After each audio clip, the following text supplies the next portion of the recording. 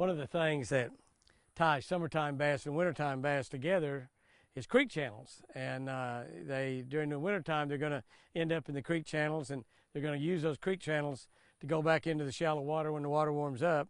In the summertime, they do the exact same thing. They get in those creek channels, and remember, creek channels are underwater highways that the bass travel. And in the summertime, they get in those creek channels, and they'll use those creek channels to move back in. Oh, God, I thought there was a fish. They'll use those creek channels to move back in.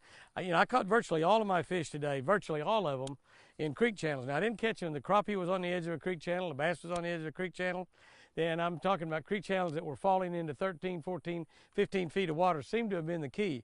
Out in deeper water, we didn't get any bites. Out in shallower water, didn't get any bites. It seemed like at 13 to 15 foot range, if I could stay in that creek channel and fish those edges, that seemed to be the best. Now, the key thing is you want to find something those bass are holding up on. We call them honey holes or hot spots, and I actually only found one of those little hot spots that the fish were holding up on for the crappie, and caught several crappie in one little spot. I don't know what I caught, 8 or 10 of them, and then got off of them. In one little spot, I actually found 3 or 4 or 5 stopping areas or holding areas for the bass. And now there wasn't big wads of them there, but every time I caught one, there'd be 2, 3, 4 bass there, and they were big ones too. So in the fall of the year, in the winter time of the year, when the water's warming up or when the water's cooling down, either way, same situation, concentrate on those edges of creek channels. You need good electronics. My Ray Marine keep me right out there in the area I want to be, 13 to 15 foot of water, pitching up on the bank, maybe 5, 6, 7, 8 feet,